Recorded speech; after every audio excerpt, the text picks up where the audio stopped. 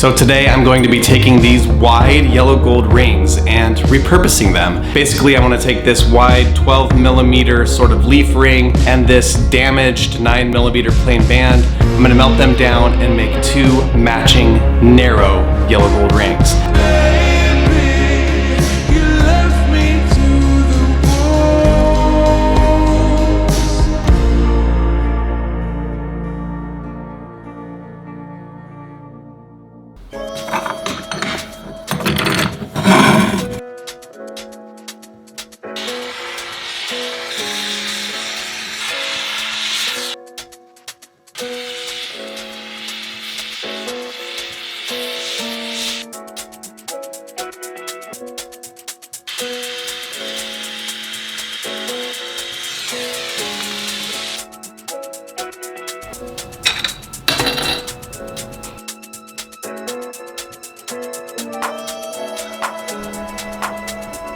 We always collect and save little scraps to be used in future projects and to be refined. Oh, one more thing. The client always knows what's going on. I always weigh a client's gold before I use it so we know how much came into the shop and how much I end up using in the final ring. And they're always credited whatever the difference is.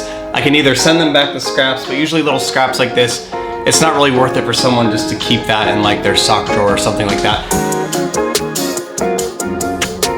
So please don't be like me.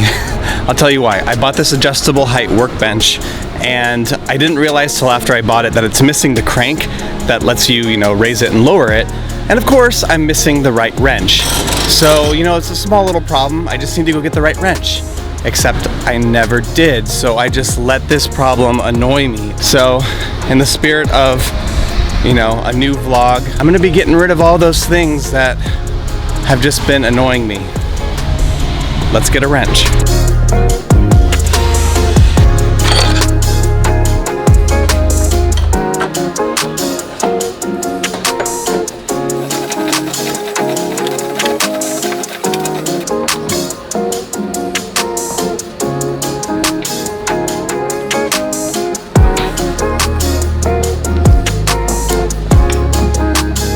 Now I know I do this for a living, but I'm still always amazed by how malleable gold is. Like, those rings turned into this.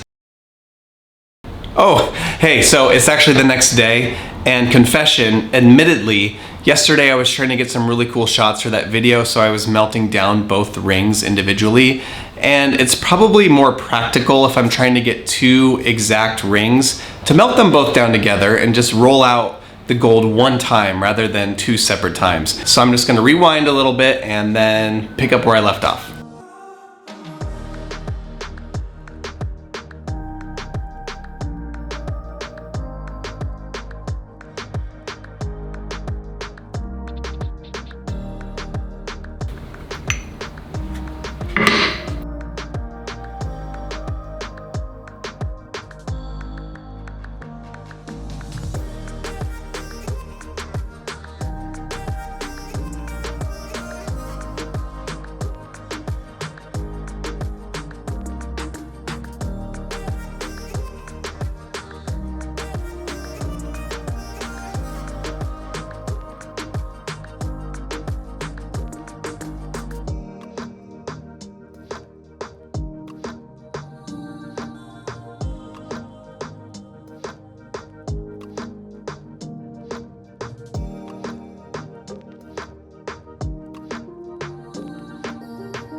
How cool is that? So gold is really soft and malleable, which means you can roll it out and stretch it out a really long ways. Just look at where it came from and look at it now.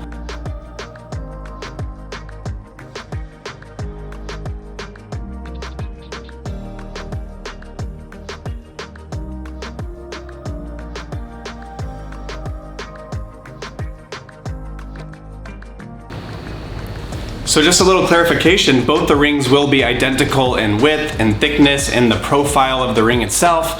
However, one of them is 1.5 sizes larger than the other. So you will actually be able to distinguish the two as they are different finger sizes, but just thought I'd let you know.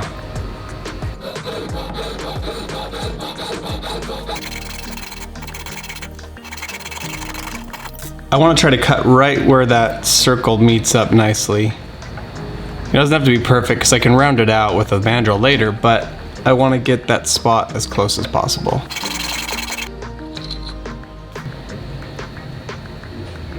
So right now I'm just closing up the rings all the way. You want the seam to be nice and flush when you are soldering it together.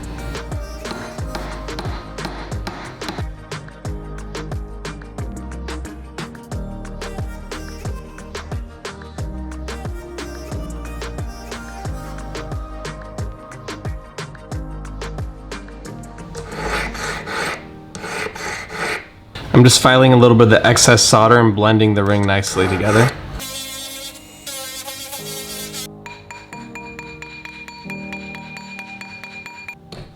So now that the new rings have been formed, it's time for final polishing. It's really gonna shine the rings up and bring out that beautiful gold color. So I'm gonna go ahead and polish these rings. If you could do me a favor and just go ahead and polish that like button, that would be greatly appreciated. Go on!